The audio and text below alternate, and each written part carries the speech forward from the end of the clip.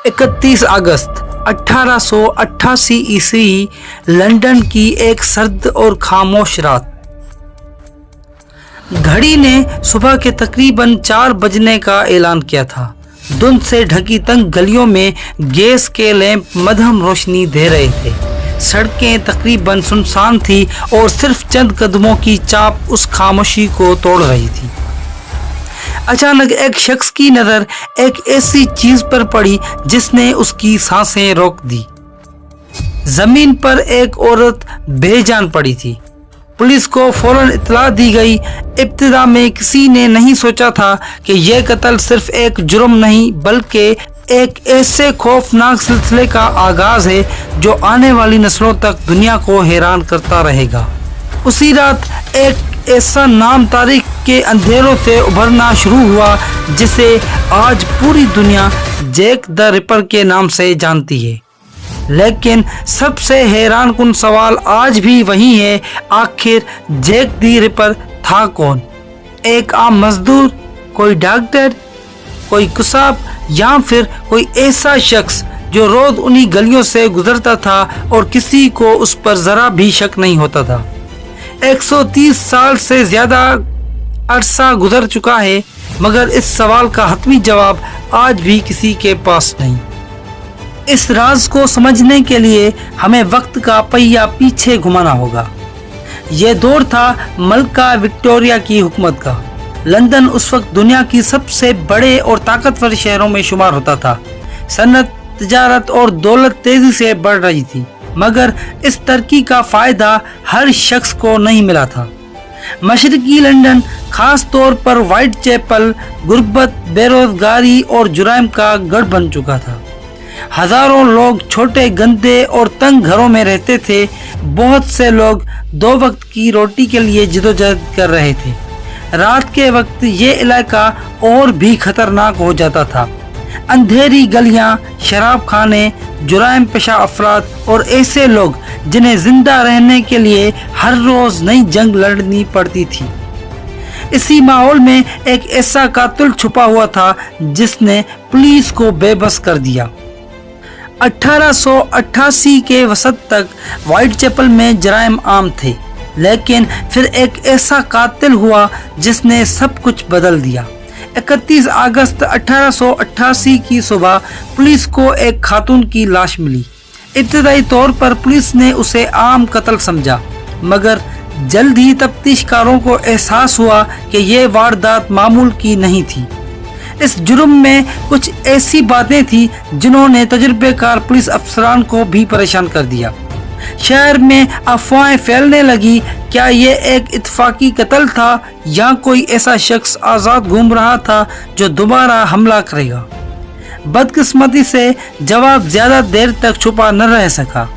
सिर्फ चंद दिन बाद एक और कत्ल हो गया और फिर लंदन पर खौफ का ऐसा साया छा गया जिसे लोग बरसों तक भुला न सके। पहली लाश मिलने के बाद व्हाइट चैपल में बेचैनी फैल चुकी थी, लेकिन किसी को अंदाजा नहीं था कि यह सिर्फ आगाज है। पुलिस ने मुतासरा खातून की शनाख्त मैरी एन निकोल्स के नाम से की, जिन्हें अक्सर पोली निकोल्स भी कहा जाता था। वो गुर्बत का शिकार थी और जिंदगी के मुश्किल हालात से गुजर रही थी। 31 अगस्त 1888 की सुबह उनकी लाश व्हाइट चैपल की एक गली में मिली। पुलिस ने इलाके का जायजा लिया, गवाहों से पूछगछ की, लेकिन कातिल का कोई वाज़ेह सुराग न मिला। उस जमाने में न डीएनए टेस्ट थे, न सीसीटीवी कैमरे, न जदीद फोरेंसिक साइंस। तफ्तीशकारों के पास सिर्फ गवाहों के बयानात और जाए वक़्त के शवाहिद थे जो बहुत महदूद थे। पुलिस अभी पहली वारदात की तहकीकात में मसरूफ थी कि सिर्फ 8 दिन बाद 8 सितंबर 1888 को एक और खातून मुर्दा पाई गई। उनका नाम था एनी चैपमैन। अब पुलिस को यकीन हो गया कि ये 2 अलग अलग वाक़यात नहीं थे। कातिल एक ही अंदाज से हमला कर रहा था और ऐसा लगता था कि वो अपने शिकार को सोच समझकर मुंतखब करता है। शहर में खौफ फैल गया। लोग रात के वक्त घरों से निकलने से घबराने लगे। अखबारात हर रोज नई सुर्खियां लगा रहे थे। कुछ लोग कहते थे कि कातिल कोई डॉक्टर है, कुछ लोगों का ख्याल था कि वो कसाब है और कुछ के मुताबिक वो एक आदमी था जो भीड़ में आसानी से गुम हो जाता था। जैसे जैसे खबरें फैलती गई, लंदन की पुलिस शदीद दबाव में आ गई। सैकड़ों अफराद से पूछगछ की गई। हजारों खतूत पुलिस को मौसूल हुए, जिनमें से अक्सर झूठे थे। कुछ लोग खुद को कातिल जाहिर करते थे, जबकि कुछ मुख्तलिफ अफराद पर इल्जाम लगाते थे। उन खतूत में से एक खत ने पूरी दुनिया की तवज्जो हासिल की। उस पर दस्तखत थे, जैक द रिपर। इस खत के बाद अखबारात ने उस नाम को बार बार शाया करना शुरू किया और देखते ही देखते ये नाम पूरी दुनिया में मशहूर हो गया। आज भी माहिरीन इस बात पर मुतफिक नहीं कि वो खत वाकई कातिल ने लिखा था या किसी मजाक करने वाले शख्स। सितंबर की आखिर तक व्हाइट चैपल में हर शख्स खौफजदा था। रात को गलियां खाली रहने लगी, पुलिस की गश्त बढ़ा दी गई, रजाकार शहरी भी रात भर निगरानी करने लगे, लेकिन उसके बावजूद कातिल कहीं नजर नहीं आ रहा था। ऐसा लगता था जैसे वो हर बार पुलिस से एक कदम आगे हो। और फिर 30 सितंबर 1888 की रात आई। यह रात बाद में तारीख में डबल इवेंट के नाम से मशहूर हुई, क्योंकि इसी एक रात में 2 अलग अलग कत्ल हुए। इस रात के बाद पूरा बरतानिया हिलकर रह गया और पुलिस की नाकामी पर शदीद सवालात उठने लगे। 30 सितंबर 1888 लंदन की रात पहले की तरह सर्द और धुंध आलूदा थी, लेकिन किसी को अंदाजा नहीं था कि यह रात तारीख का हिस्सा बन जाएगी।